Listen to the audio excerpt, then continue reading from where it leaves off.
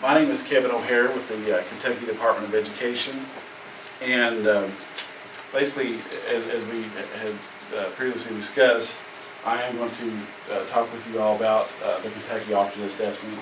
And the reason that this session today is titled A Parent's View is because some of the things that that we do on a daily scale, as far as the ins and outs of development things, we won't go into as much detail about.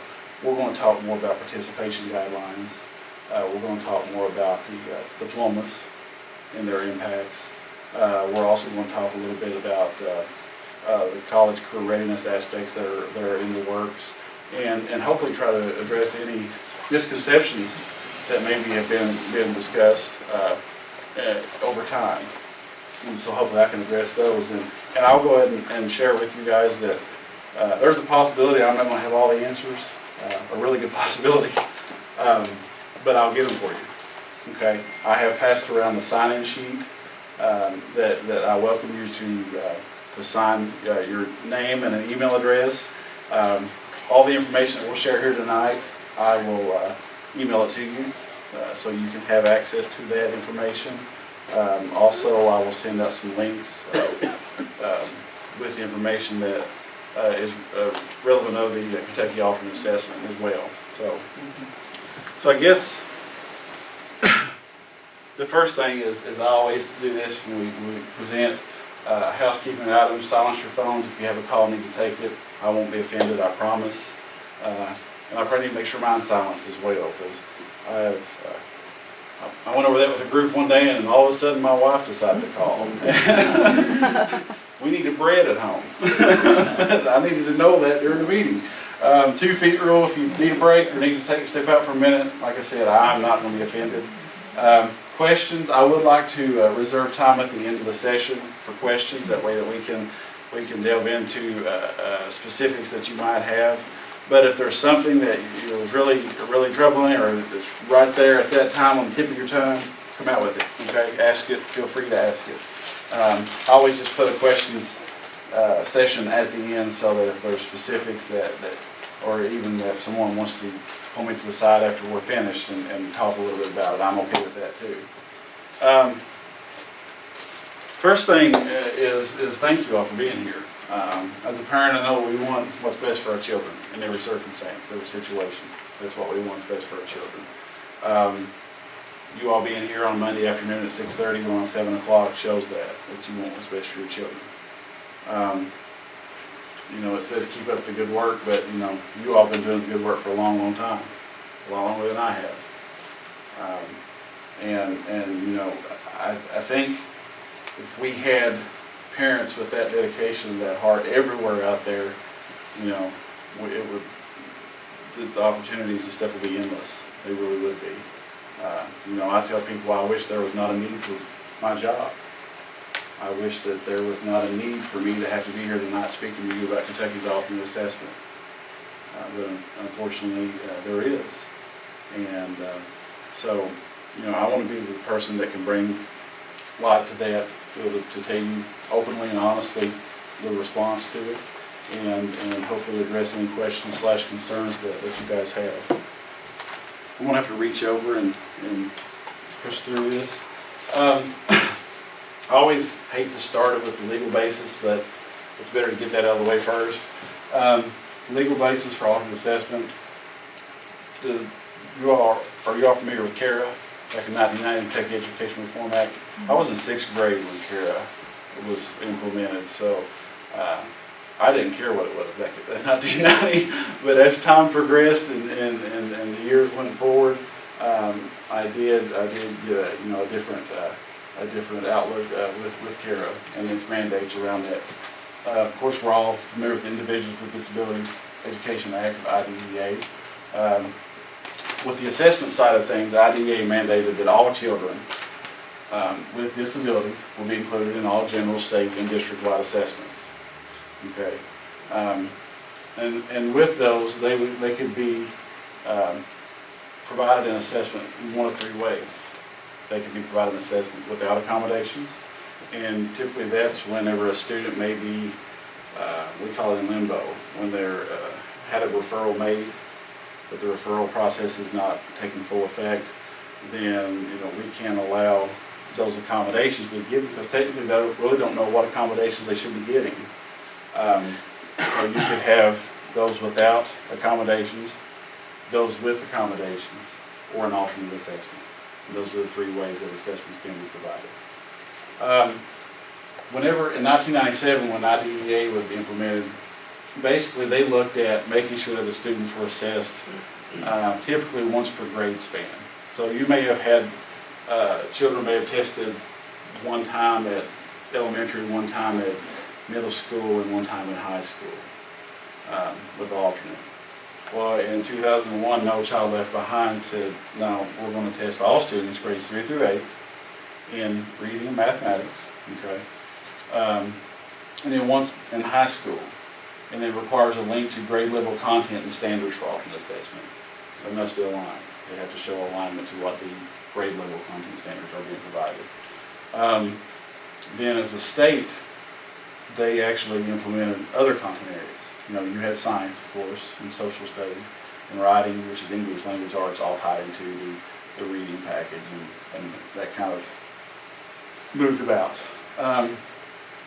Then in 2004, the reauthorization and IDEA that integrated requirements between both No Child Left Behind and IDEA. And then as we move forward, of course, you all are familiar, probably have heard several times about the ESEA, or the Elementary Secondary Education Act, that they've been pushing along for, I don't know how long now. And I don't know when it's going to happen. I really don't.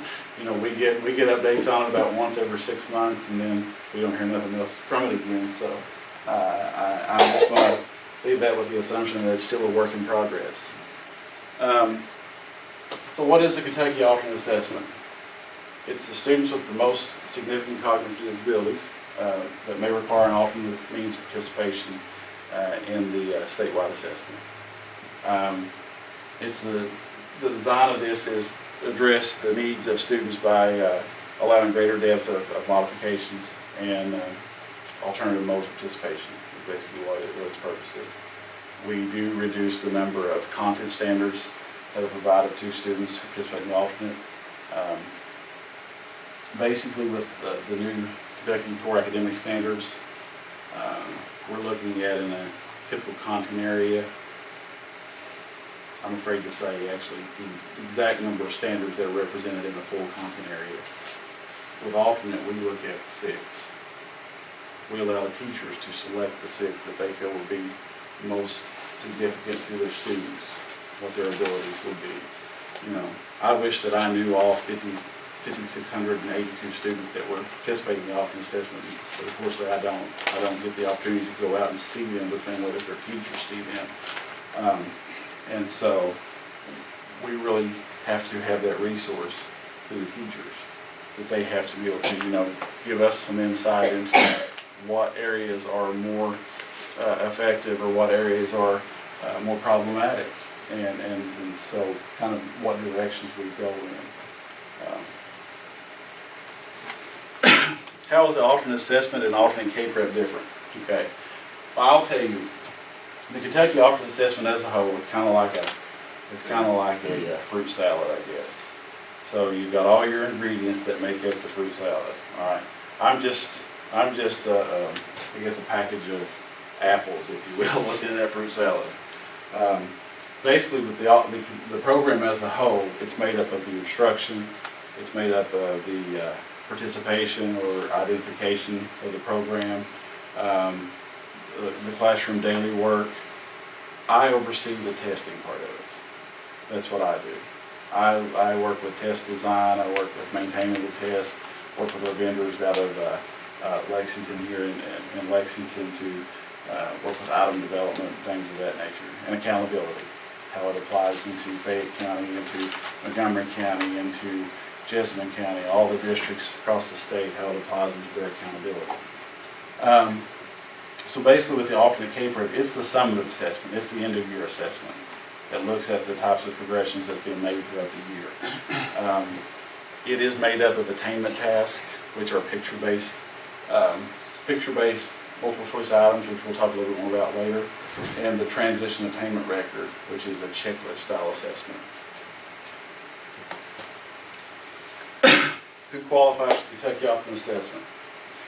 Students must meet 14 required guidelines, participation guidelines, set forth by the department.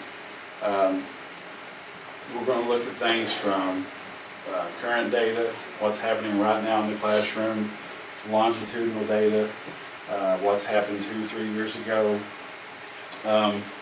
We don't allow it to be based just on a behavior or a specific disability. It has to be based upon the criteria that's set forth here. It has to be based upon cognitive levels that would prevent the child from being part of that. Look at the teacher observations and that the student's academic performance is adversely affected by lower intellectual functioning and lower adaptive behavior skills. I want to give also I'll give you a copy of these whenever I email the stuff to you. That'll be part of the materials that I send back to you, the participation guidelines, but also I'll send you the link where you can find all the forms that are relevant to this as well. So this screenshot here is looking at a student's IEP, and of course, whenever you look at that IEP, you have the section in there that talks about accommodations for administration of state assessments and assessments in the classroom.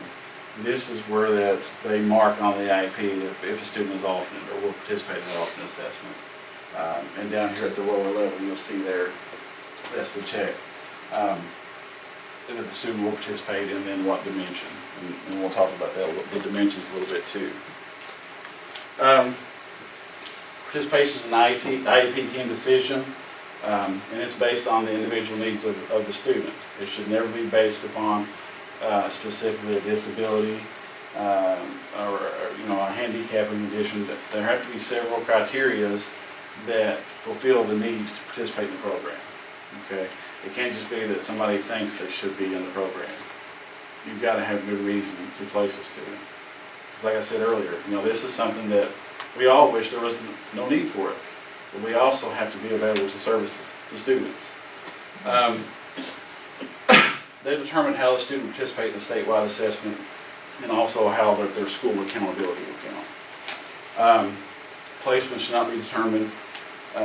Placement should not determine participation in alternate assessment, nor should participation in alternate determine their placement. And alternate, like I said, is an assessment. It's an accountability. Their actual individual student placement goes far beyond that.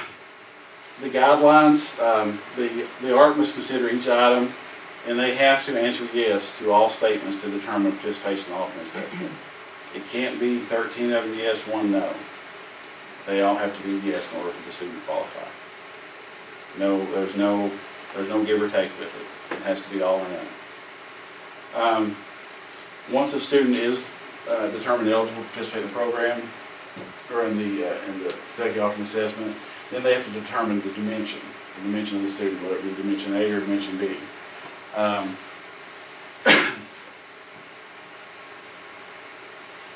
What are the student performance dimensions? Students participating in the alternate assessment are either going to be at dimension A, which is attainment, or performance dimension B, which is progressive. Now basically, dimension A and B is going to differentiate between communication status. Okay. A dimension A student is going to have a symbolic mode of communication. It's going to be one that the student is able to communicate in their own way and systematic. They're able to be understood. A dimension B students can be very inconsistent. A lot of them communicate through cries and facial expressions. But the main thing they're identifying is that the consistency part of it. I always tell folks that the parents are going to understand the child better than anybody. So they definitely have to be on board with this. If you're trying to determine the mode of communication with the child, they have communicated with them up to this point in some form or fashion. And with the with the mentioned age students, their communication has already been established. Now, when I say communicate, a lot of people automatically think what we're doing right now, verbal conversation, right? But actually, that's one of the areas of communication that is often overlooked. There's so many different forms of communication, and I know you all are well aware of that. The biggest thing there, going back to it, is consistency, okay? Basically, when we talk about trying to develop a communication plan with them, or I often get the question, well, how can I take this and be able to get that response from the child? For example, one day we were working with a teacher out of a district in the western part of the state, and they said, the only thing we have established are eye blinks.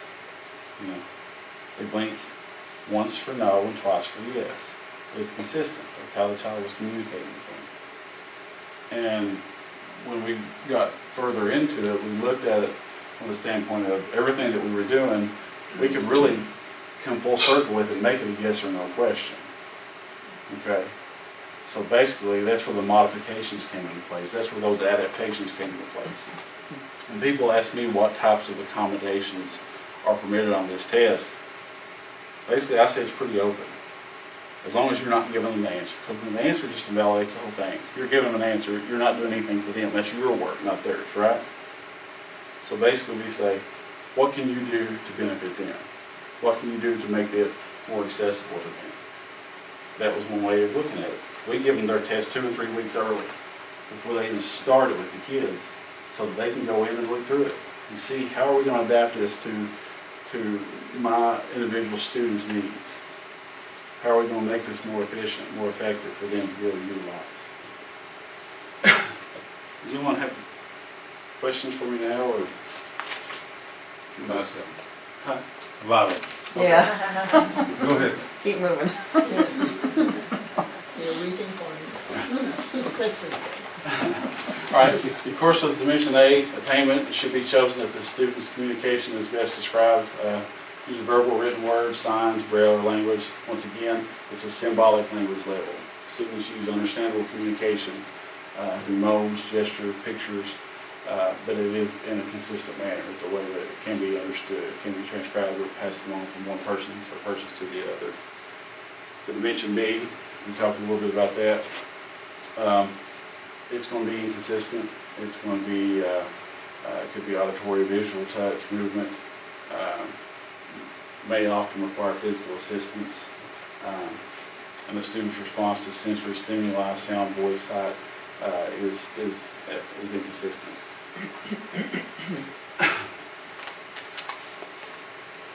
Parent information. When you look at those participation guidelines, there's areas on there that's going to ask for the parent's signature. It's going to ask for that the ARC has discussed certain areas with the parent before they've agreed to sign or refused to sign. One of the things here, when it looks at placing the student or identifying the student as Dimension B, it says, I understand that prior to my child being considered for placement in performance Dimension B, an admissions and release committee must convene to develop a communication plan as part of the student's IEP.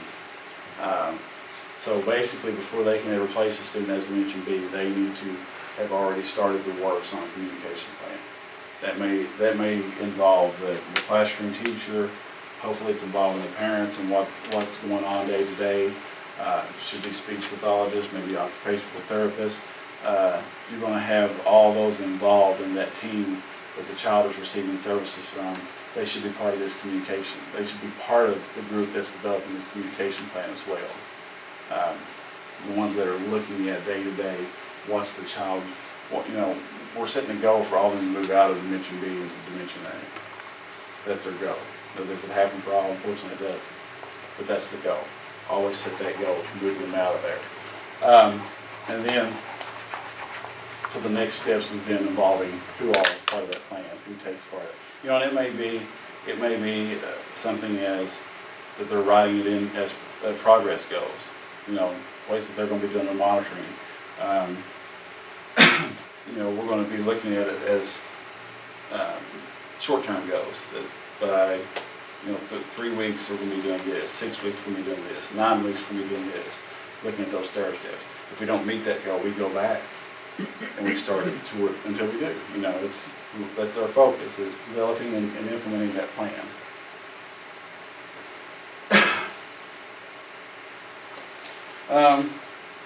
Another is the Admissions and Release Committee has explained the difference between an alternative diploma and a high school diploma. And actually, it's alternative high school diploma versus a high school diploma. It was a name change. That's what it was. All right, so let's talk about that. This is how the reg reads with the U.S. Department of Education. I'll also share this with you as part of your handouts. How's a regular high school diploma defined? I'm not going to sit and read it. Like I said, I'll share that with you. It basically says that in order to receive a regular or standard high school diploma, they have to meet credentials. Those credentials are basically what we hear as credits. I'm not sure exactly what each district's credits are. They have the ability to set their own, but I think the state's maybe 26. They have to have 26 credits to graduate at the state. Most districts have said higher than that. Some have 28, some have 30. But basically what the federal government says, in order for a child to receive a regular standard high school diploma, they have to meet those credit-bearing courses. So then it comes back to the students participating in alternate. In order for them to get a regular high school diploma, they have to meet all those requirements. If they can meet those requirements, why would it be alternate? Right? That's what I ask. If they could do all these things, why would they be alternate? So then it comes back to the part of, well, you have to have I guess, more than anything, you have to have a way of identification. You have to have a way of saying, well, the child is there, they're receiving credit for coming to school, and then the courses that are proposed for them. And it gets into calculations and 4-year or extended year graduation rates and things, but I'm not going to sit here and go through that, because that's something way down the road. But basically what it's stating is that a child cannot receive a standard high school diploma unless they meet all those credits required to graduate. Now, like I said, there are certain things that I don't agree with. This is one of them. This is one of them.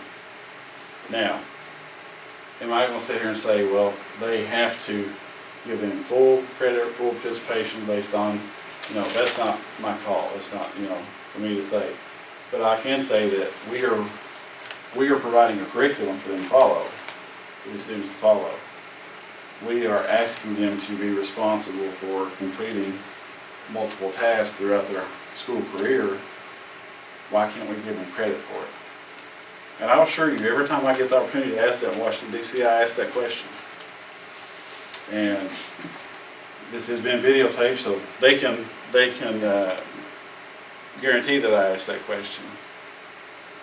Because that's something I personally would like to know.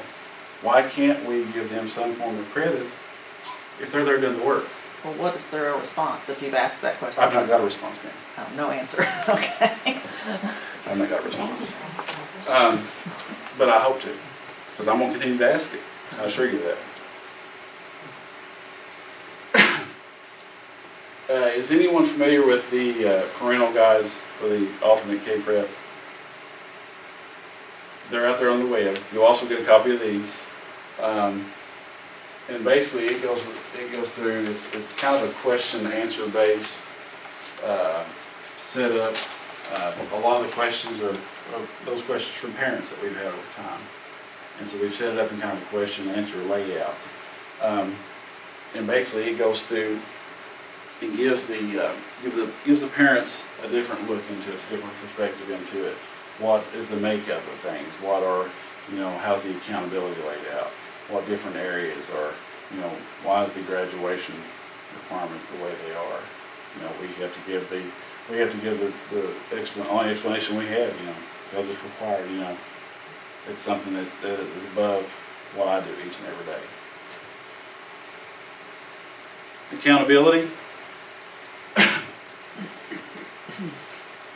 With the accountability, it's a very large, very large process. If we sit and try to break down all of the state's accountability, I'm not going to put y'all through that. I will give you this same handout and the information I'll share out with those who want it.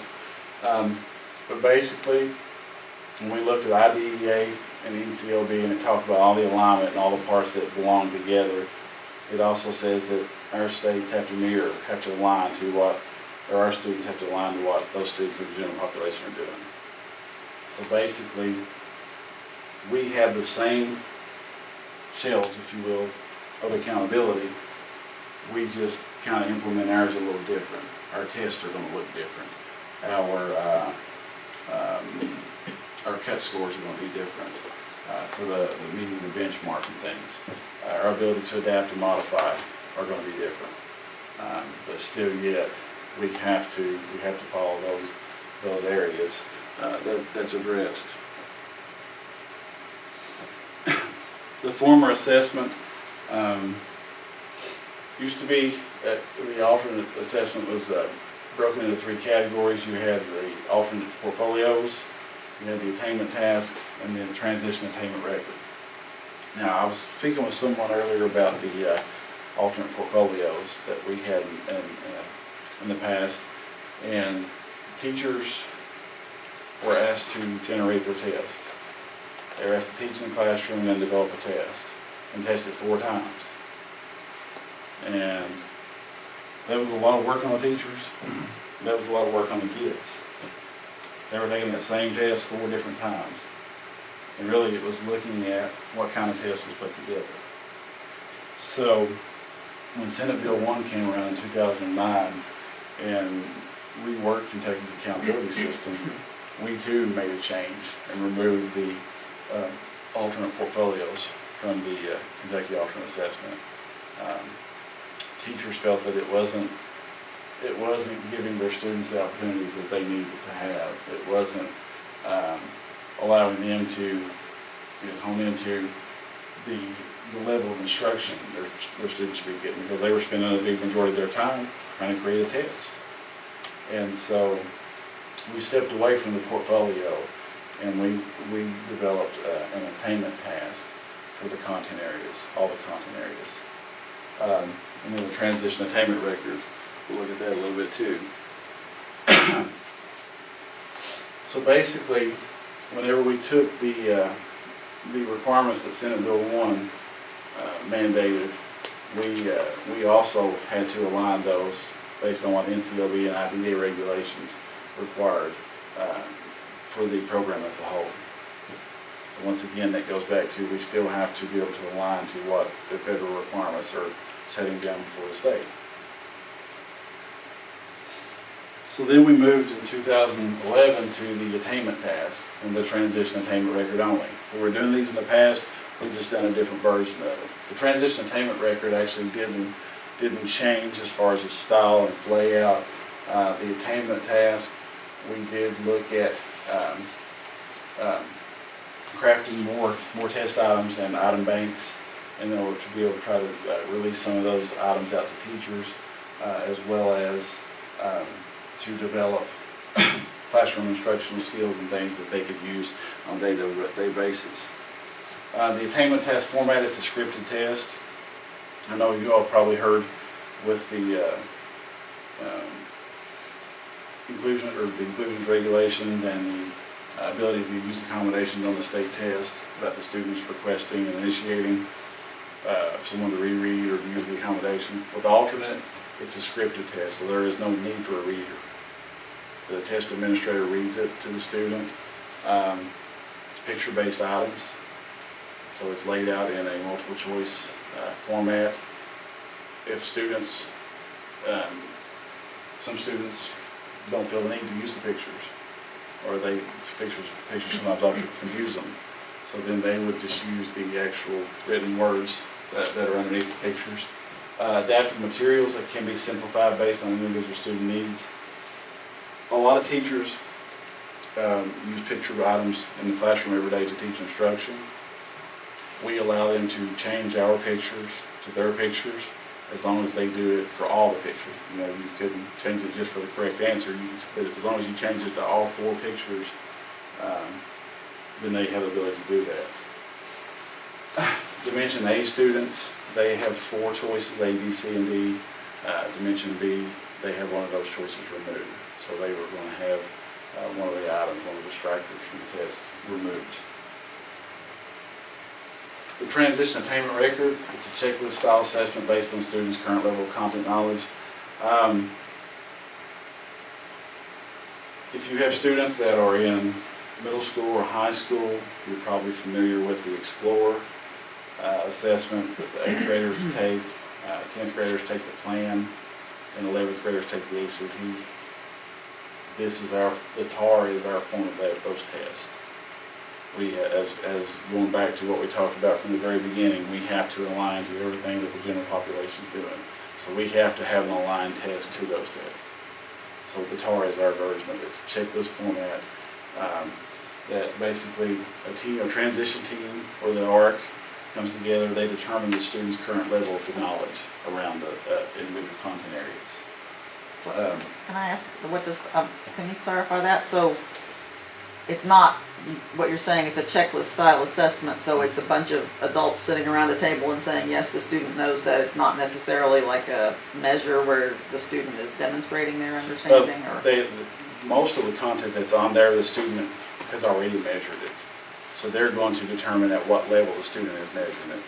So you're going to have like, it's based on a scale of 0, 1, or 2. Mm-hmm. And if the student has no prior knowledge of that, it would score 0.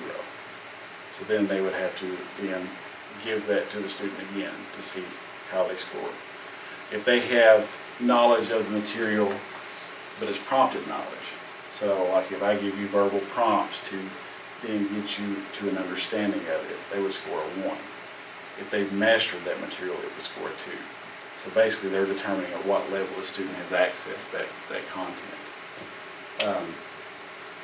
And then it's just tied into that area based on the instructional, day-to-day instruction. They also document where the child is seeing it at. Have they done it in the classroom? Is it in their working folder? Is it in their AAAF, their Altered Assessment Accountability folder? Or has the student been given access to that material? So basically, if they're teaching it in the classroom, the students saw it, if they gained that, or if they've done well with it, they grasped it, they're going to score pretty high on the TAR as well. That's a good question, though. The reason I was asking it is because, like if you're taking a standard assessment, then a test is your measure. Right. Like if you take the ACT, it's a standard test. You answer the question, either you answer it correctly or you don't answer it correctly. So what I heard you saying was the teachers who work with the pupil are doing the assessing of the pupil's knowledge themselves. Basically, they're more of evaluating. They're evaluating what the student has already been given access to. It's kind of the way it's laid out. College and career readiness. Now, we've all been or heard that to some degree the level that the state is going towards with college and career readiness and access for all. Kentucky has placed a large part of their educational focus on college and career readiness for all students. We talked about so many times going back to aligning with what the general population is doing. We have to have opportunities for our students as well. And so what we have looked at is at what level or what areas can we focus on to open up more opportunities, to open up more avenues for our students to be a part of that all-inclusive setting. I've not brought a lot of information as far as on the screen here goes because it's not a finished product, but I can share with you all what we've done at this point. Basically, for the college readiness part of it, we had the TAR, the transition attainment record that we just talked about in place. So that was our aligned requirements for Explore, Planning, the ACT. Basically what we done last year, I don't know if anyone was familiar or not, if a student didn't meet benchmark on the ACT, didn't meet the cutoff on the ACT, they were able to take what's called a compass test or a CALI, It's a placement test that allows them to score higher in order to meet qualifications for college placement, is what it does. We didn't have anything like that for our students. So instead of reinventing the wheel and making them do a completely separate set of items, we allowed them to take the 11th grade target in grade 12. Give them an opportunity to meet that benchmark again. Well, a lot of our students have the opportunity to stay to age 21 and participate in grade 14 of those transitional years. But we didn't want to remove them from still having that same opportunity to take it again if they needed to. So we opened it up to where grade 14 students, as long as they're still enrolled in the district, can take the TAR as many times as needed to try to meet their benchmark. Now, we didn't have anything in place for career readiness, career academic. What we have looked at and are currently working on is the collaborative models that involves the Office of Vocational Rehabilitation, community-based transitions. We have worked a large part with the SHEP program, Supported Higher Education Program here in ILSA, or HDI, I'm sorry, that works as part of that. We've been involved in those collaborations with all these groups and also the Office of Career and Technical Education there at the department to establish areas for students who are participating in alternate assessment to have those opportunities. They're looking at writing curriculums. I don't know this for sure, but I want to say that Bluegrass Community Technical College has maybe allowed or plans to allow a pilot program. I know SHEP has been doing something with that, and I think that they've been in communications. Northern Kentucky has a program for students to participate in as well. So our goal is to have additional opportunities, to have areas where our students can do things beyond high school. That shouldn't just be once they finish their high school career, then that's it. There's nothing else for them, no other opportunities. You know, if we're giving everybody else the opportunities, why can't we give them to all of our students? Why can't we give students participate in all of them? So basically, that's a summary, that's an overview of the Kentucky Alternate Assessment. As I noted earlier, if you put your name on there, I would gladly email this information to you. I've also got a page that's got several different links on it. You can go in and access different materials, the participation guidelines, the parents guide to the alternate K-Prep will be on that folder as well. So I will, when I go back to my office tomorrow, I will get everybody's email information that shared that they wanted it sent to them, and I'll send you an email back. It's a lot. I might have sent it in two, actually, because there's a lot of information in there that I'm going to show you. So, How much training do teachers get the teachers on do. the alternate assessment? We require an annual training. They have to be trained every year to administer the test on our end. Basically, they go through a online training where they have to sit through its voice narrated so that it's provided to them through audio, and they have to go through and they look at things from the process as a whole, the program as a whole, to administration. They look at accommodations and modifications they can make, and how it plays into different areas of their classroom, basically. So yeah, they do it every year. And is this optional or No, it's mandatory. The training's mandatory in order to be able to administer, along with also the inclusions of special populations required training.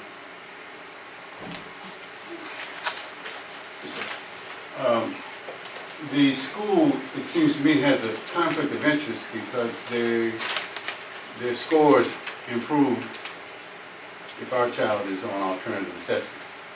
Am I correct in saying that? It shouldn't be, a child should never be placed to improve a school district score. Oh, It no. should be based upon the individual student needs. I understand that, but let's assume that you have an unethical administrator. And one of their goals is to reduce the number of special needs kids taking standard assessments. Have you ever heard of that happen? I think they just went to jail in Atlanta for that. But, Oh, the standardized test. well, that one of the goals of a school might be to get special needs kids off of their test rolls, so their scores are better. So the gap's not so wide, I Right. think is what you're saying, between the Yeah. non-disabled and the disabled students, probably. Well, they're getting disabled students on alternative assessment, so they aren't assessed with general education students. And the general education students' assessments therefore look better. Am I making sense? You are, you know, I can't say that. I know. I don't want you to say that it happens. What I'm saying is, what safeguards are there for a parent who believes that their child is being unfairly labeled in order to improve the test scores of a school? How do we prevent that? Well, I mean, you know, as a parent, you always have the right to question what the ARC, the placement decision is, absolutely. I think, you know, that's getting more into the policy part of it with the special education office, where that they are looking at placement decisions, and you know, that's definitely a credible reason to question the placement decision. Well, isn't that the reason for safeguards? One of the reasons why you've got 14 criteria is that you don't want the schools to... Absolutely, absolutely. I don't want any child placed that doesn't belong there, absolutely. Now, out of the 14 requirements, is it like 1 through 14 number? We just went through. No, it's basically, it just looks at different categories. And now, let me see if I got them on here. I can try to bring them up. Just a second. They may be here on the folder. I think you had part of the checklist, but you were kind of zoomed in on it in your presentation. Yeah, here they are.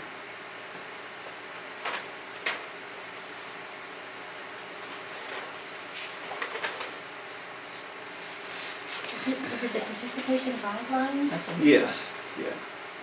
he's gonna call them. Okay. I've got a hard copy. I'm sorry. I'm not seeing that. Let's make it shrink. Let me just say, we just went through it, and it was difficult to figure out what they were saying the answer was yes to. Okay. It's very difficult. Yeah, I think there's some double negatives in there, aren't there? Oh, there are a lot. In the questions. And it's not, they're not 14 set out. And if you have disagreements with the people from downtown, you're in serious trouble. Because there was a different interpretation of what the question actually was asking. So how could you come to a consensus in terms of the answer? I think if you go to, what if you go to page setup and tell it to look at it like 50%? That's just my suggestion. They may be completely wrong. Or page layout. Or, Well, it had the icon on there a while ago, but it's went away. I could bring that up. No, go to view. Yeah, view and then fit is probably what you want. Or zoom 100%. but you don't, you want it smaller than The that. whole page. Smaller, probably zoom 50%. Zoom Whole page. Whole page. Yeah. Oh, much better. Yay! Brings it in. Now no one can read it. No, we can't read it. I need bifocal. Yeah. Let's try that again, see if we can do the whole page and still zoom it. My apologies. If you, yeah. Do fit width, page width or text width, you want. That looks better. Okay. Is that back to where we were? No, it's better, because this is Okay. actually the width of the page before it was going off screen. All right, so basically it starts out by looking at determines the student eligible participation, and it looks at the accommodations that, for the placement. And I'm gonna sit down and try and scroll through this, but I'll still address the questions too.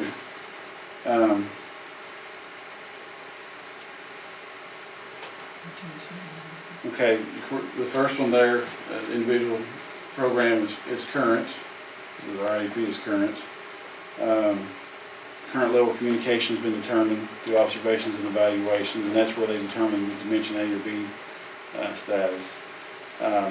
Looking at 3 here, current longitudinal data across settings in all academic areas include progress in monitoring, progress in general education curriculum, and adaptive behaviors have been reviewed and documents the ARC decisions. So they've got to have those, they've got to have access of those records that they have data over time. What records, when you say those records, Like your longitudinal data, that would be, years past, 2 years ago, how were they doing in What class? type of, what type of? Anything, Classroom classroom, grades? summative assessments, formative assessments, anything that they have when you, inclusive there. but do they have to have everything?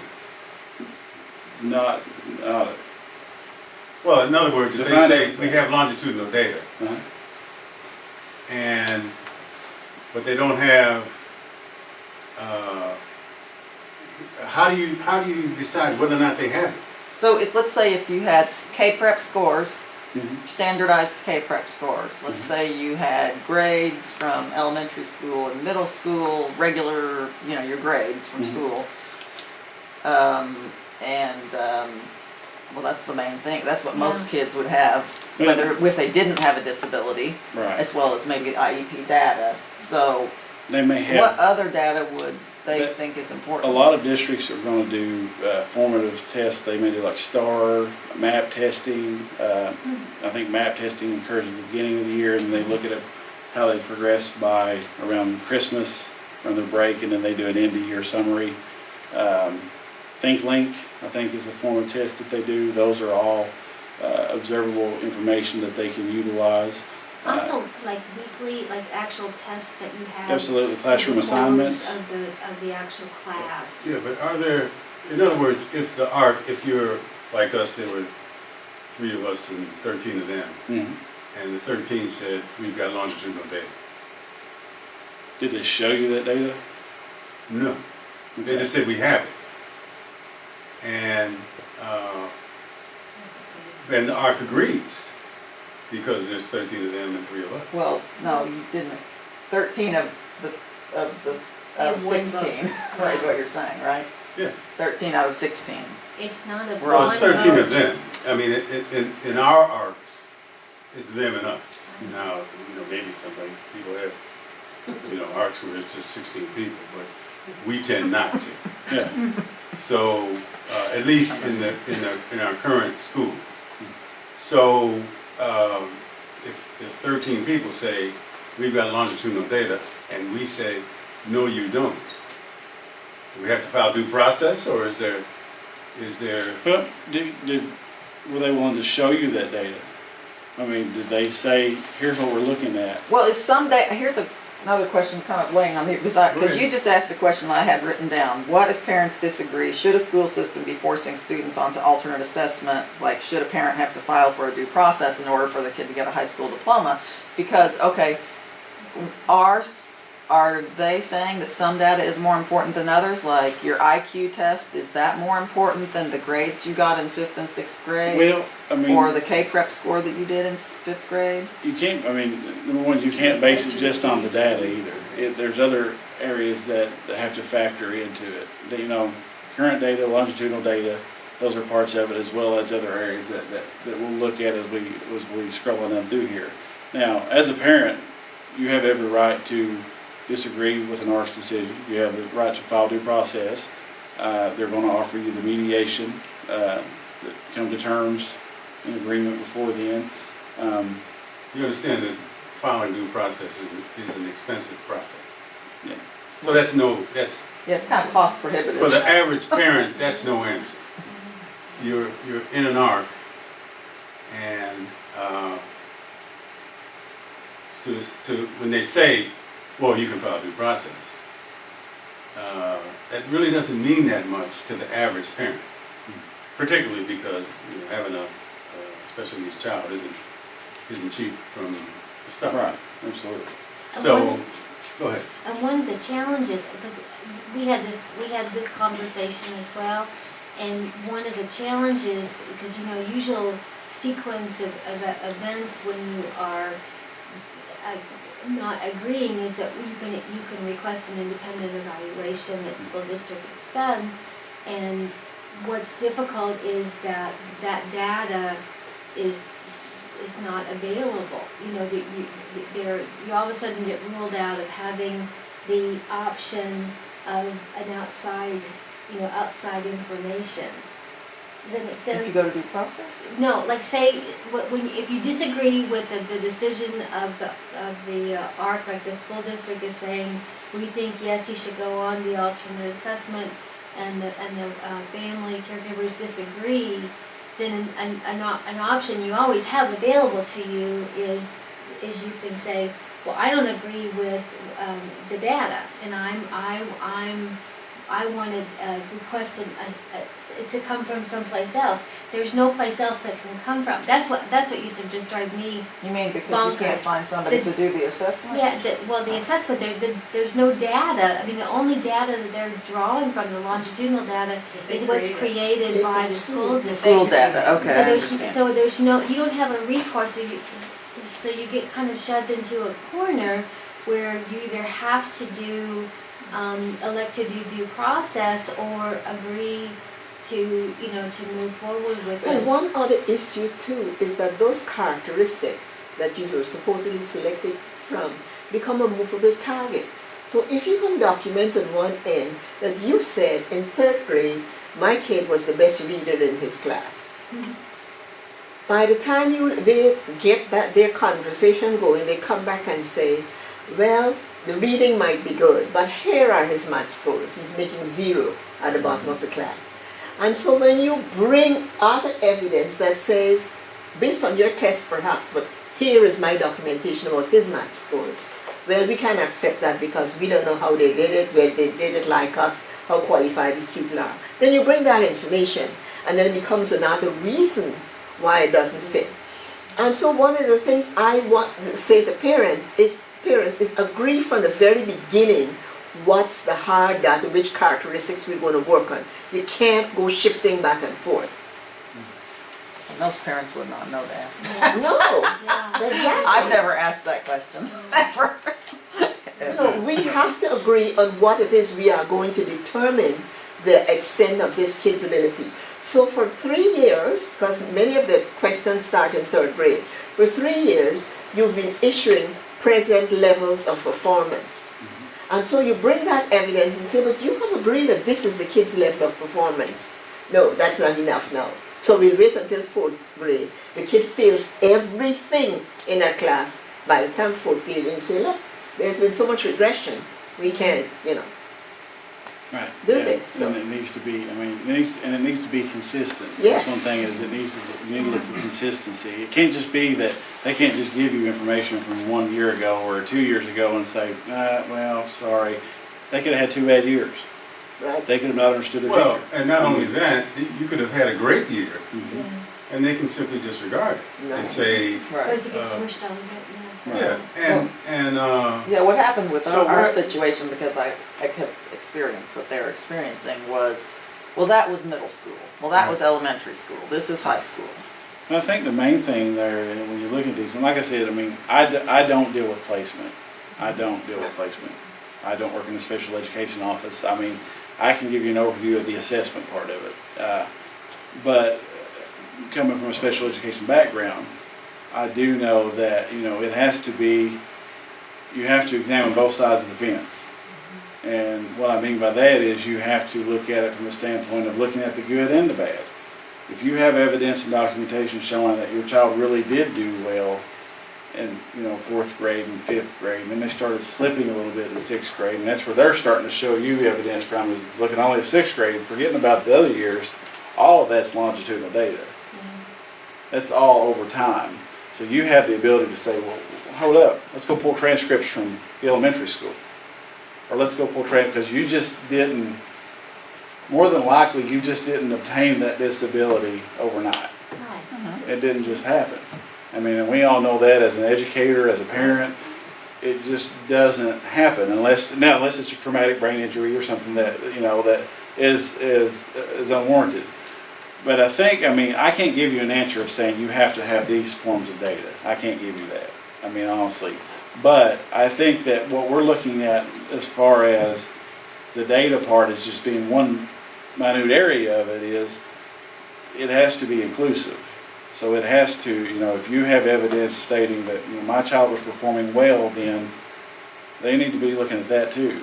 Would there be evidence if their child was on honor roll in middle school and got all his credits but one in ninth grade? Would that be enough data to refute, let's say, not so great math scores or not so great? Well, and I think, you've got with abilities like, what types of interventions are being offered, because it sounds like that's more of, if they're making the honor roll, there needs to be some justification, right? Right. Well, and I would think the purpose of the test of the MAP is measures of academic progress.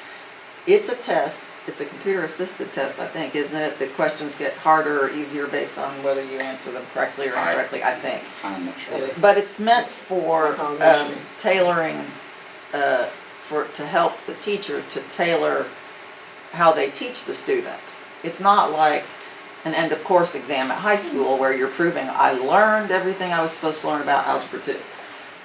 It's an assessment that's supposed to be used, as I understand it, by the teacher to guide their instruction throughout the course of the school year. To show where you are meeting the required standards. So in some what you areas need you to could work be on. what you need to work on to build on those standards.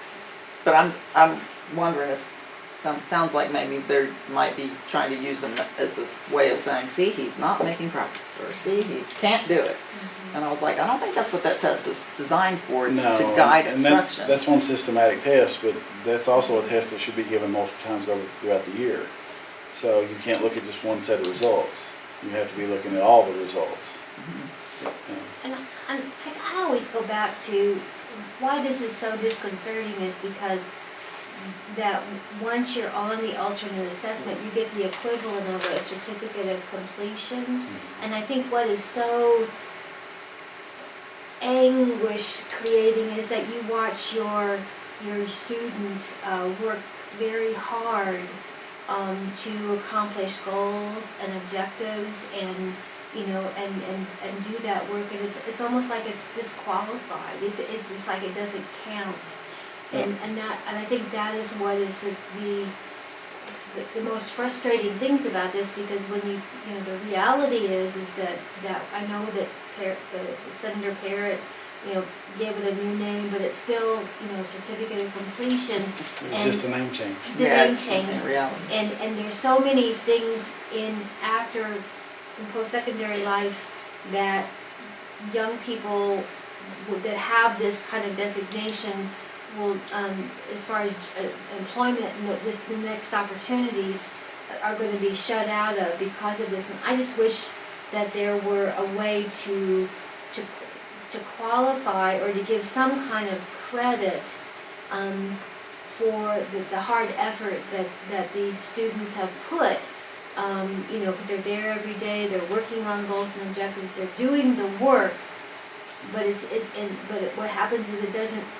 I'm probably not saying this very well, but it's not counting. No. And I think that's They're not being given credit. Yeah. They're not being valued. And if that could be somehow revised, that would be awesome, because I think that would just give some other options to families, because all of a sudden when you start to get into a discussion, well, those grades in elementary and middle school didn't really count, they weren't real grades, and it's not so you get to this whole kind of separatism, about able and disabled, and I guess I really value the effort that these young people are doing to try to move through their educational program and to give them some credit. Well, I have a question. It brings you to the point of saying, what does college and career readiness mean? Right. So if they're not going to have a diploma that says you can go straight on to college, if there's going to be career readiness, by the time your Yeah. student leaves the school, are they in the entry level for a career? That's a good So point. I'm not even, I don't even want to argue about the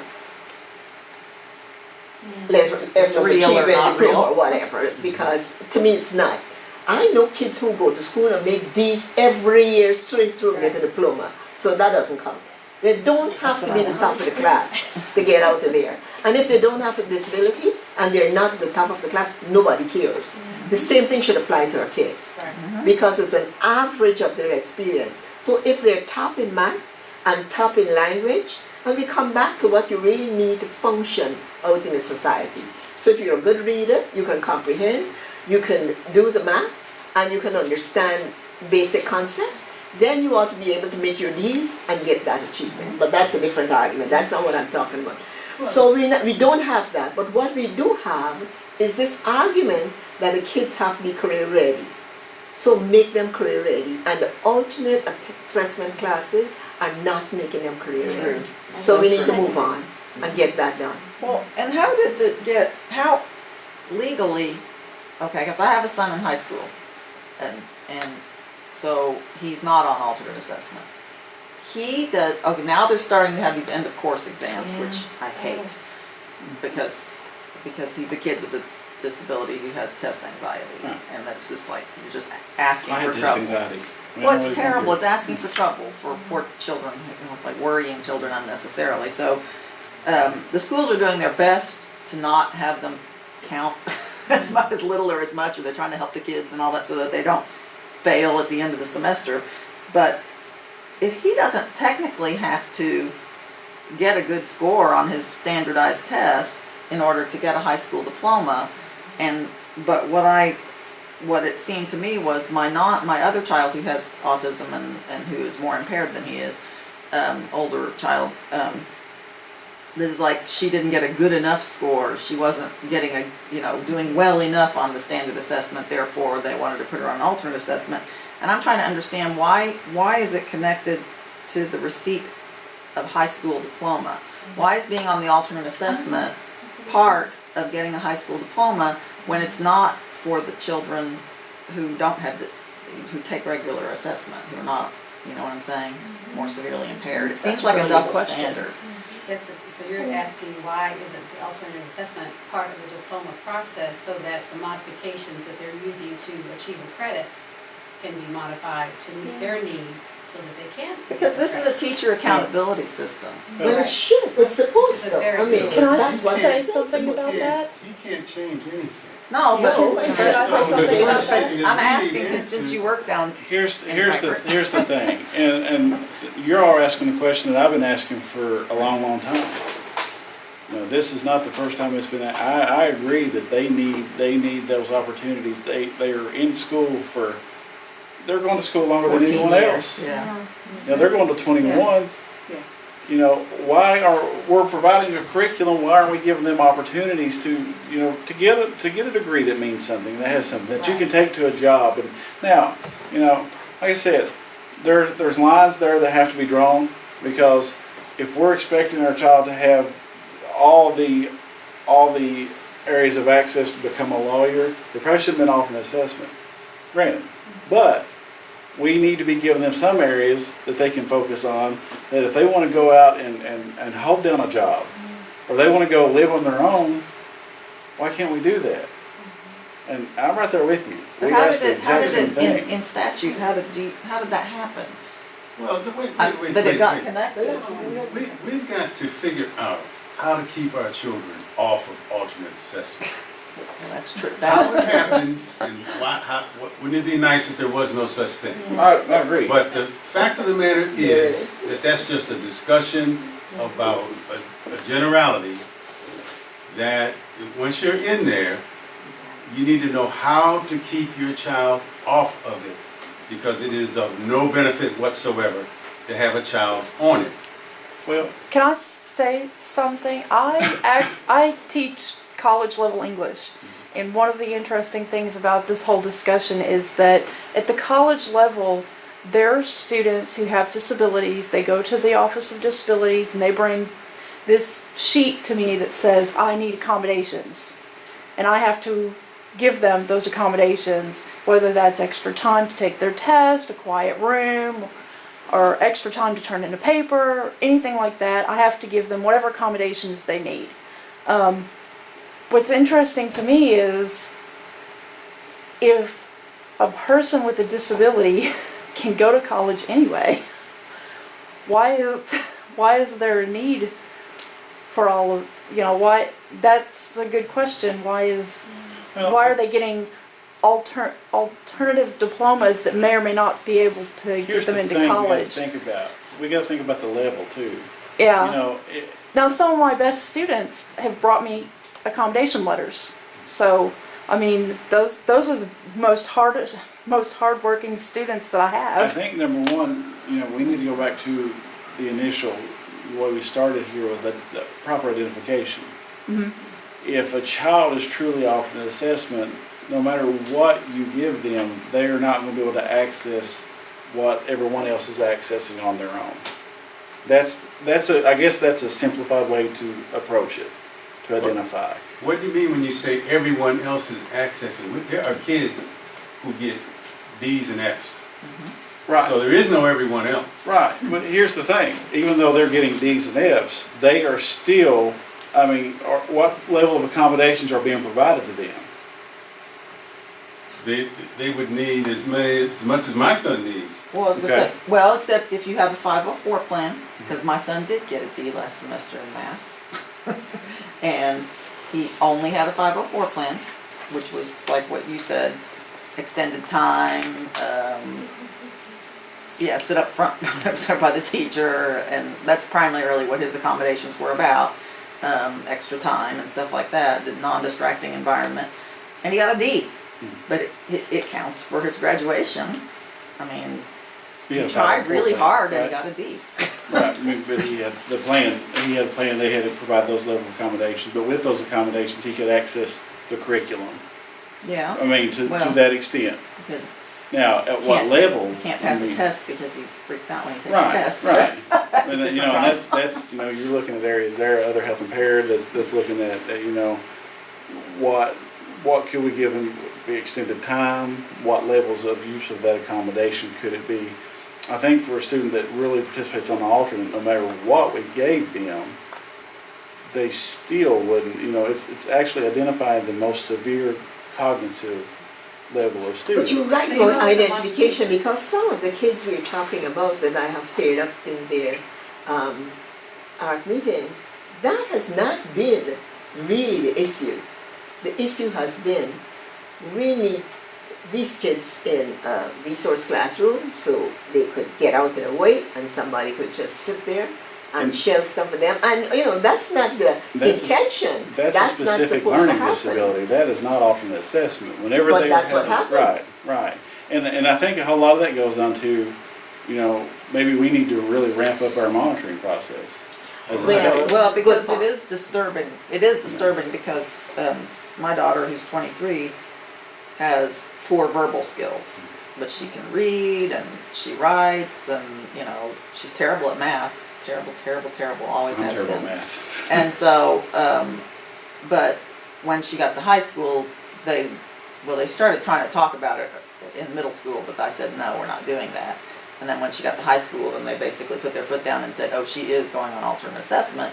With whether you like it or not, you can take us to due process. And I said, yeah, I don't have $20,000 to just give to anybody. So, but she had a classmate who, upon talking to the classmate's mother, had very comparable academic skills to this other student, but he had good verbal skills and the same educational diagnosis as my daughter, who has poor verbal skills, and he got to stay on the diploma track and he got to get a real diploma. And they wanted to be put on the alternate assessment. And I was like, wait a minute, because she can read and she can sit down and take the standardized assessment. She didn't like taking the standardized assessment. She didn't care whether Nobody Mm-hmm. she does. answered them correctly or not. Nobody likes taking that test. Didn't care at all whether she answered it correctly. But And that goes back to the communication part of it. Right. Them But the school not wanted- Looking at the mode of communication in an appropriate manner. But why would you if you have poor verbal skills, but you can write and you can, use an augmentative communication device, like on an iPad or something like that, Assistive technology on IEP.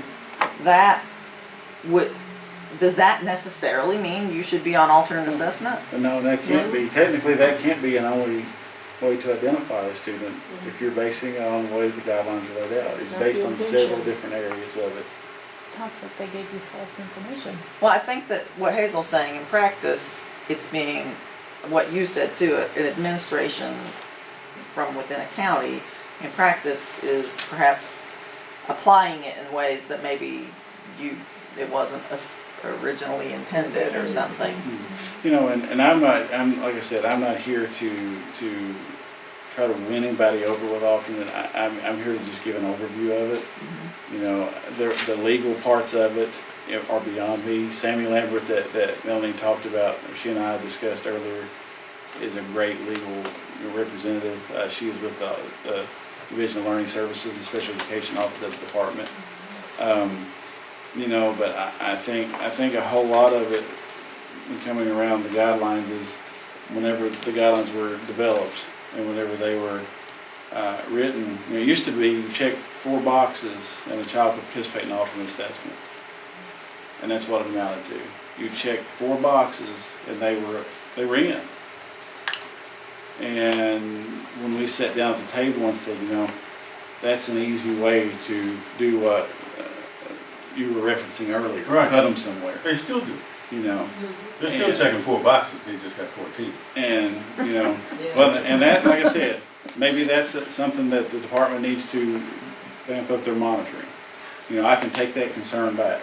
Because accountability really makes a difference. If teachers feel, or whoever feels that they're accountable, and there's a way to measure that accountability. One of the issues I have with the alternate assessment also is that it's not as outcomes based as it should be. Because the kid could show productivity and success in several of those characteristics over time, but it still doesn't fix the implementation. Because folks in the school system will go ahead and implement that the way they think fits their guidelines in the school, the way they want their school environment to be.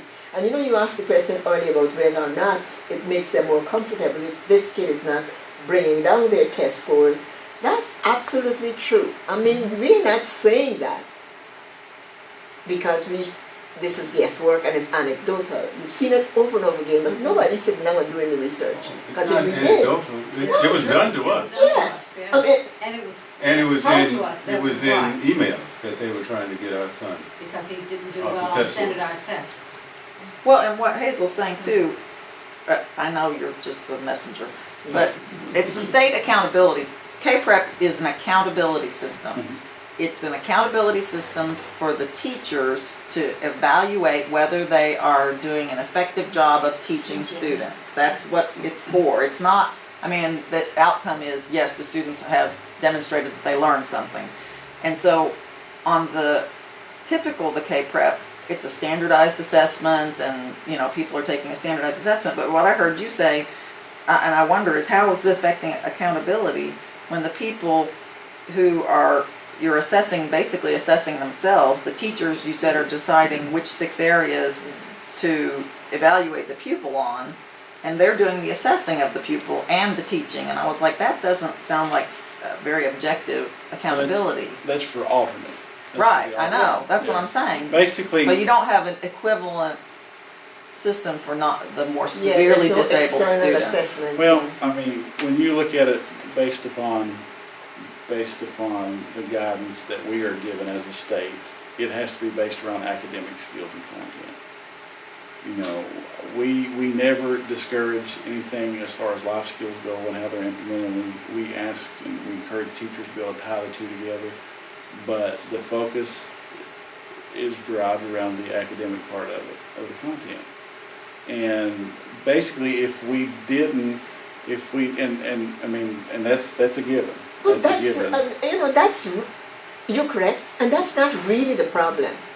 Because some of the kids that I've worked with, it takes them longer to get where Right. another kid is, Right. but they get there. they're slower, they need more time, they're more easily distracted, but they get there. However, within the school system, when when they get to a point where roadblocks are set up, it's not because this kid is not trying hard and doing slowly but getting there. It's because we don't want to deal with you, Wendy. We are so tired of Alpha and Buddy.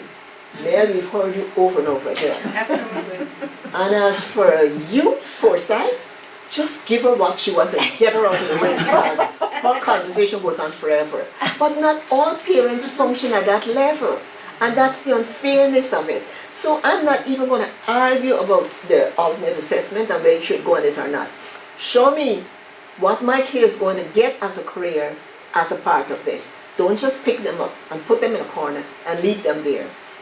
I flatly refuse to have my kid tested with an IQ test because my solution to that is, so once you've done that IQ testing and you've found the gaps or whatever, what do you do next? Yeah, and it change what you do. So I want to know what those outcomes are and how they're getting there. I don't want to see the testing and the way that's holding them up. The test is to be used for identifying what you do next, not to say it's over at this point. And that's not what's happening, and I know you can't change that. But I want parents who are listening to this to hear this conversation and to say to themselves, if this is what I need to do for my kid, I can get it done. The school is my partner, I'll get them to help me, and if they won't, I'll figure out a way to get it done because. Yeah, I'll share with you all what I share with every group that I go out and talk with. You know, your voices are louder than mine. They are. As a parent, they're louder than mine. I encourage you to talk with your representatives, with your congressman, congresswoman. And I encourage you to take those next steps. You know, I can show you where the state of Kentucky, our commissioner, endorsed last year that we didn't agree with the policies that were set forth around the graduation rate and our alternate students not counting as a positive part of that, and how our students should be getting credit for the courses that they're completing. The state, we as a whole endorse that. And that's not, you know, that's going well beyond, you know, the personal beliefs that I have, because I think that, you know, our kids are working hard each and every day. We have to give them credit for that. But I can tell you as parents, the start has to come with the policies Yeah, that's it. and the implementations of the lawmakers.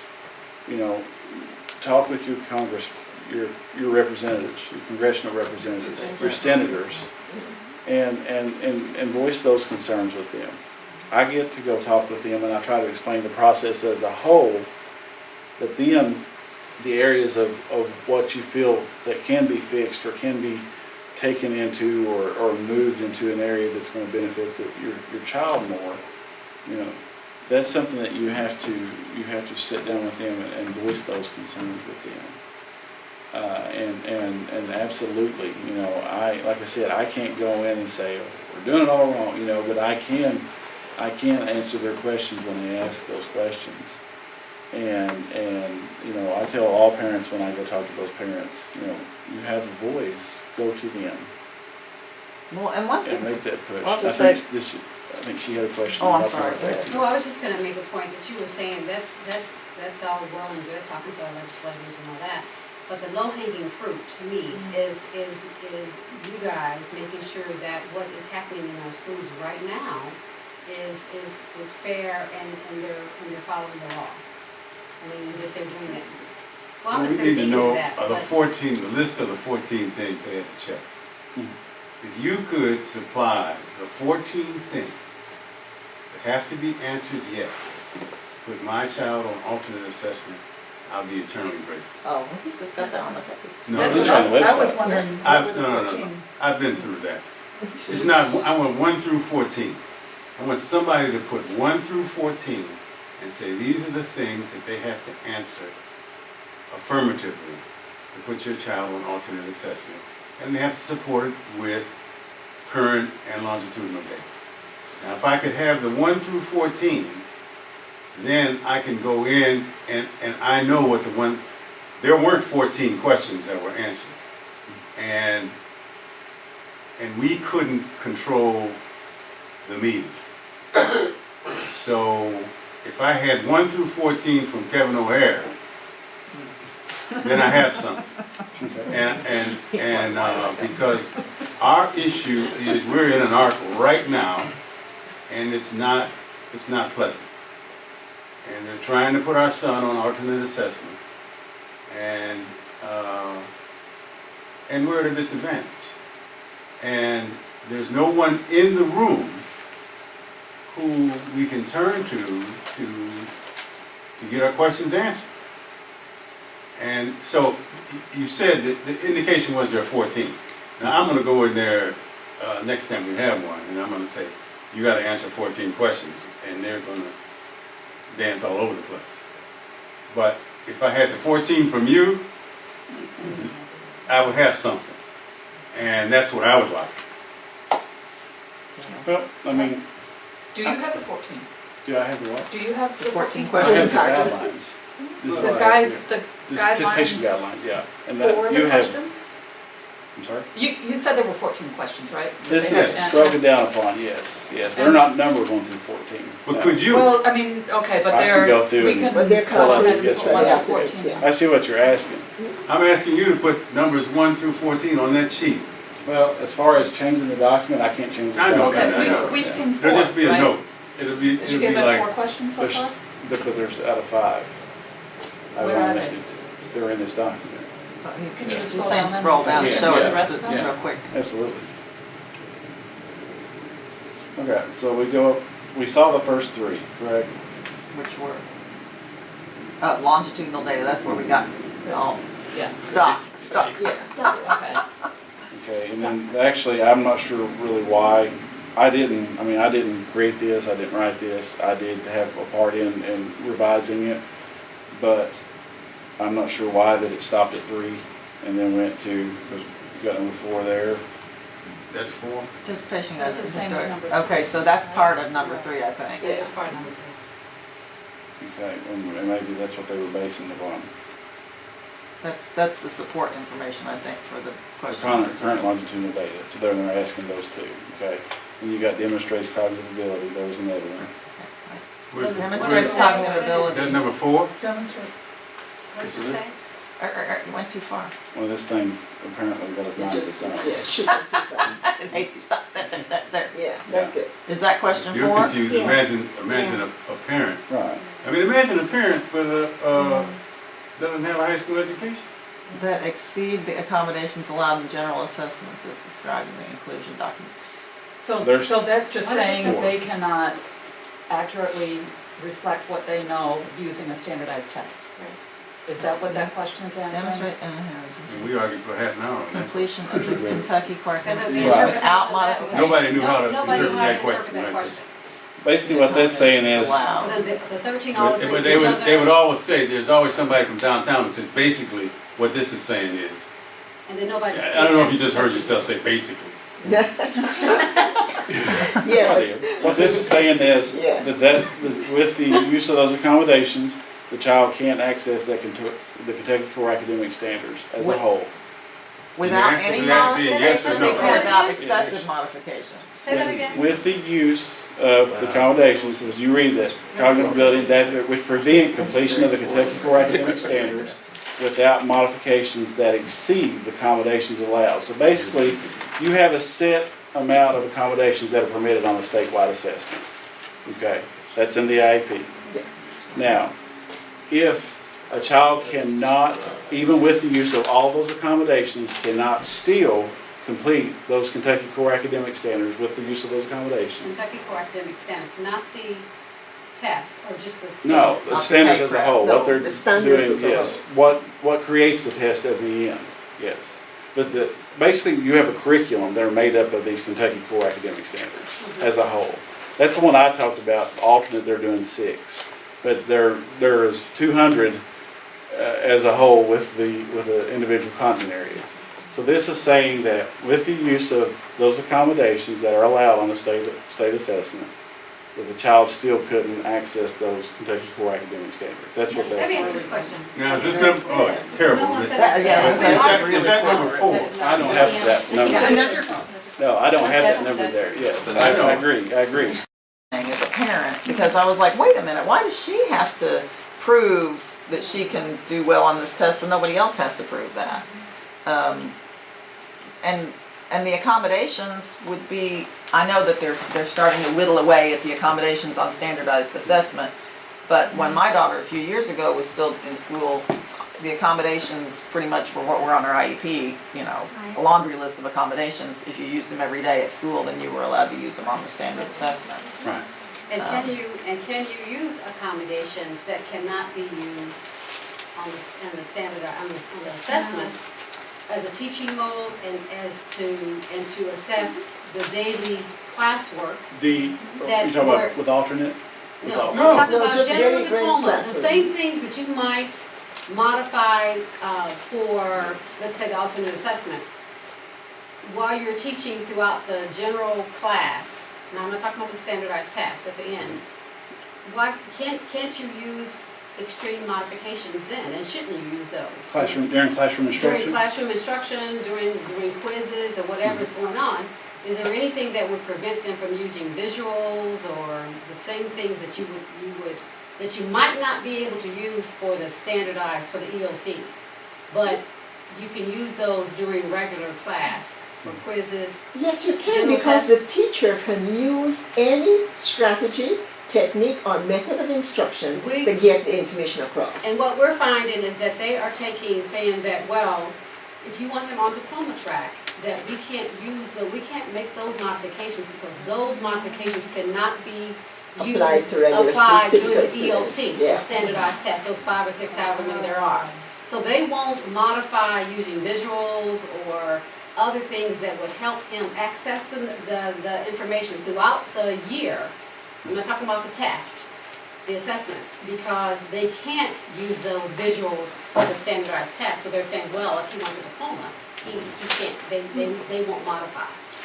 And that, That's Basically, I an mean- implementation foolishness, because there is nothing that an but they educator would not use to make their they're kids learn. saying that they can't do that. They don't have the knowledge of that. I'm not saying I know he has nothing to do with it, but I just want to say that. Well, I Like, think- you need to, yeah. I think Well, what that's alluded to is basically they are access to different forms of the accommodation, or you'll be able to use the accommodations in the classroom that would not be permitted on the statewide test, is what that's saying.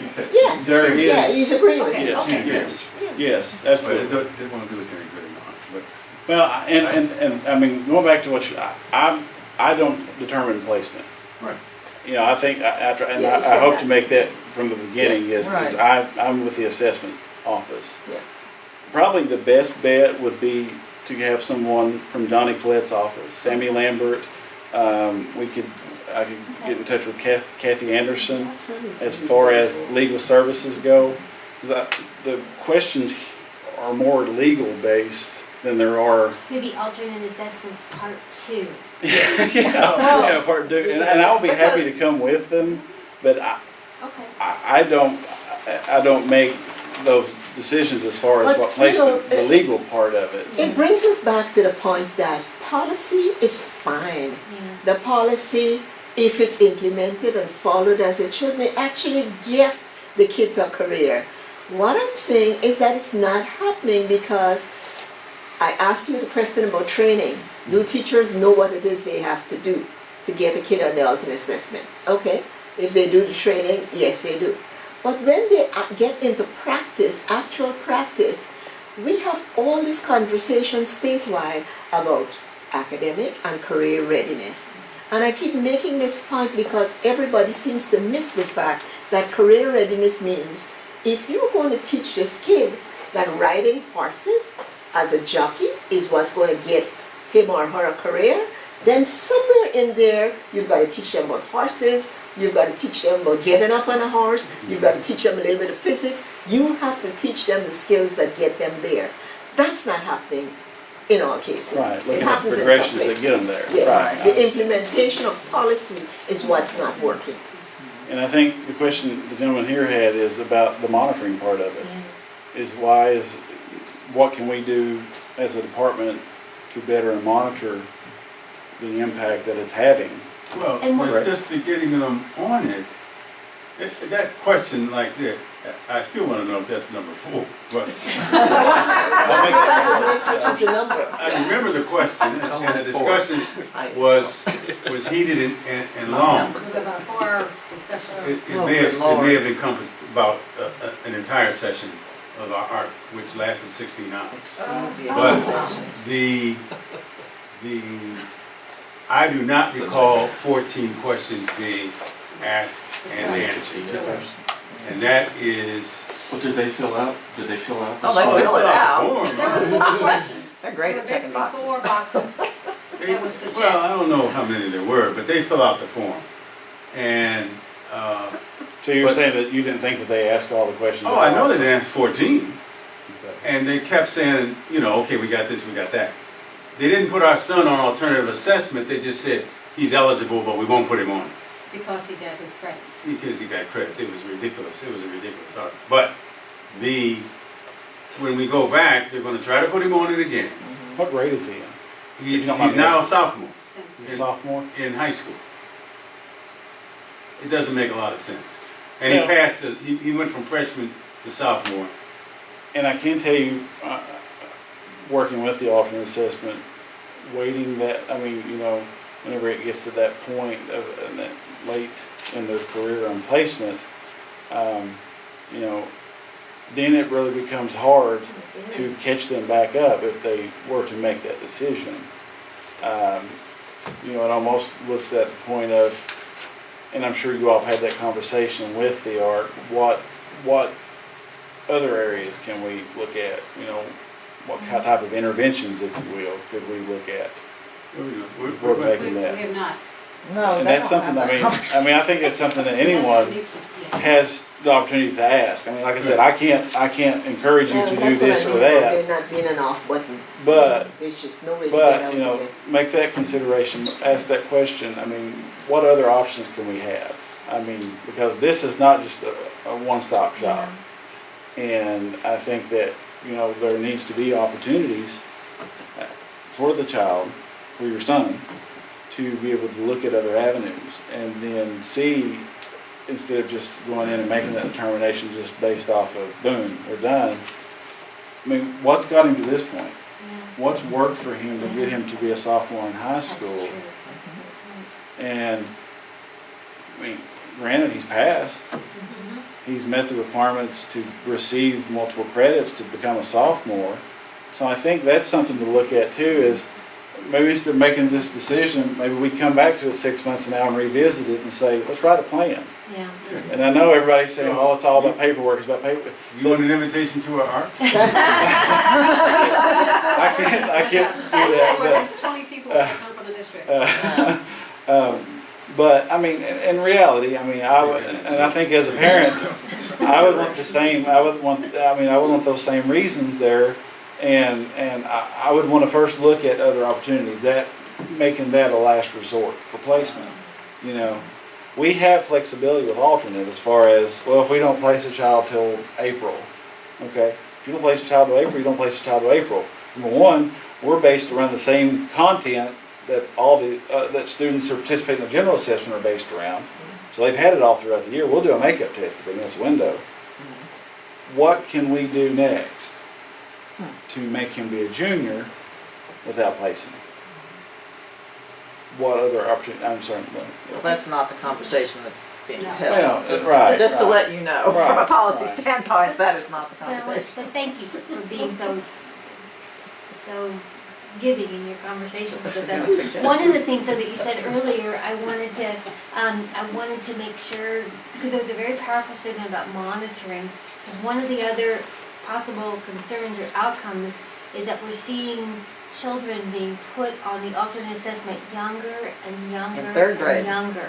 And so when you have longitudinal data that is from the third grade on, it's a much harder bar to overcome. And so, you know, as opposed to that being the option when no other options are available, you know, to keep that child on the general education diploma track, and only when, you know, when it gets to 8th, 9th grade or whatever, and that's really not working, those considerations taken into effect, as opposed to making that decision at such a young age, because the trajectory, it just dramatically changes, where this child's going. And it's very frightening. So from a monitoring standpoint, that could be a powerful tool that KDE could utilize, as they're overseeing what districts are doing, and asking those difficult questions like, well, why are you making that decision at third grade to put this child on? Have you considered, have you tried, Those interventions. Now, Where's seriously, the evidence of Fidelity of the intervention? specially designed instruction yeah. is another concern. Well, no, I have a And who question. said KDE is overseeing Oh, the Well- districts? well, Well, Does KDE oversee? they are No, we- legally required to. No, we don't necessarily I oversee I don't it. think so. They don't It's- oversee, no. That's we very- have, but there's policies in Fill out place. their plan and their Okay. monitoring guidelines and Right. submit it, and Yeah, then they get have to reviewed. follow. Right. There's Like policies they set pull in place, charts, right. like a No. random pull No, chart. there's And I more think than that. one thing- There's data and documentation that they have to put on those monitoring charts. That's in their meeting. One thing that I could share that we do as far as in the assessment area and the accountability area we look at is, flagging for over-identification. yeah. If a district is really high in numbers, they need to be able to give us reasoning. Well, And how's show Fayette why. County? I They're can't below- speak to they're that. below Well, Fayette 1%. County is below the They are 1% that's below 1%. required for to be externally monitored, that they're over-identifying. But So, that but- doesn't make it right. Yeah. No, exactly. Just It because you're doesn't under mean that 1%. 1% of the kids need to be where they are. But I think that, maybe bringing someone in to talk about the placement part of it. I mean, because that's the initial steps with the IEP is the placement part and the protocol in place, and it's gonna vary district by district, but the outcome should be the same, is that they're following proper procedures to place a student. Well- And I can't speak to who is Well, and who and it isn't. doesn't I have to be can't. Fayette County, because I truly believe it should be a panel of the education departments across the Bluegrass Right. that we serve. So everybody contributes to the conversation, say, here's what we do, here's what you do. Why aren't you doing the same thing that we're doing when we're all within the KDE system? So, Right. Mel, when you get that panel together, it should be diverse. Mel. Mel's job Mel's a assignment. program. Well, now, seriously, I'm on Fayette County Public Schools has a special education task force because we have such, Those have been Unique closing the gap. opportunities. yeah, it's a gap in Yeah. performance, on the standard assessment, not even alternate assessment. We really are just, technically, the gap that you're looking at is at the standard testing. But, so there's the special ed task force, and I'm a member on it, and so the district, we have meetings, and they had some people from the alternate assessment, like the alternate assessment resource people from downtown main office came and Carrie gave Peach Galloway and Lorraine Thomas was at the gave a meeting. presentation. I think one was named Carrie, I can't remember. Yeah, I'm bad and with Lorraine. names. Lorraine. So they gave us a presentation about alternate assessment and what it is and blah, blah, blah. One of the things that was said during their presentation was that they had 190 students in the Fayette County Public Schools on alternate assessment. And then the comment was made by one of the presenters, because I wrote it down, she said that was more students, it's an increase in numbers over the last 2 years. And I was like, what? And I mean, I've also heard teachers say, like resource people, they don't call them facilitators, but the people who run the meetings, here they call them academic coaches now or something, say, really these students should be on alternate assessment before they get to middle school and high school. So there are people in the school system who are agenda setters because they're the ones who run the meetings and have authority to commit resources in an IEP meeting. They have this mindset that certain kids need to be on the alternate assessment before they get to middle school, and for sure, way before they get to high school. And I find that disturbing because, like what Hazel is saying, these are students who have developmental disabilities. Their development is not on the same arc as everybody else like this. They're not going like this on the chart. They're going like that on the chart. They're still going up, but they're just not going at a high arc like the other kids are. And it seems inappropriate to me to have the mindset that we're going to put them on the alternate assessment because that's where they belong, kind of a thing. It's really, I was quite disturbed. Really, it's a whole, And that they said it in front of everybody like it it's a wasn't whole a problem. violation of educational pedagogy. Yes. You know a kid's brain is still working, still developing, and the more exposure, the more stimuli from the environment, the better they get. How can you determine that some little third grader who's only now managing to be a part of this world could stop there? But that's a whole different argument. That's not the same conversation we're having here. Because how do you get educators to believe that kids can learn at any age, at any stage, if they are given the right information, the stimulus, and the guidance that they need? How can you not believe that if you're an educator? I've got some kids in college that I teach who seriously, from their freshman year, they are such a disaster when they come out of high school. But by the time they get to their sophomore year and their junior year and they realize that, you know, my life depends on this, they make such leaps and bounds. Why aren't our kids getting that chance? They can do that too. So I feel disturbed as a parent because it happened to me, but also just as a person, as a human in the community, that people in positions of authority are making those kinds of decisions about for the kids, like Hazel said. And it's different if you said alternate assessment is the greatest thing ever because we're going to send you to vocational school, maybe college isn't for you, but we're going to get you a job by trade. the time you get out of That here is not what instead of a happens. diploma. We'd be good with that. That is not what's happening. So that's why I, you know, like I said, I don't even have a dog in the fight because my daughter's 23, but I am worried about other kids, you know, who are still in the system, who are, and like Hazel said, some parents are highly persistent and obnoxious.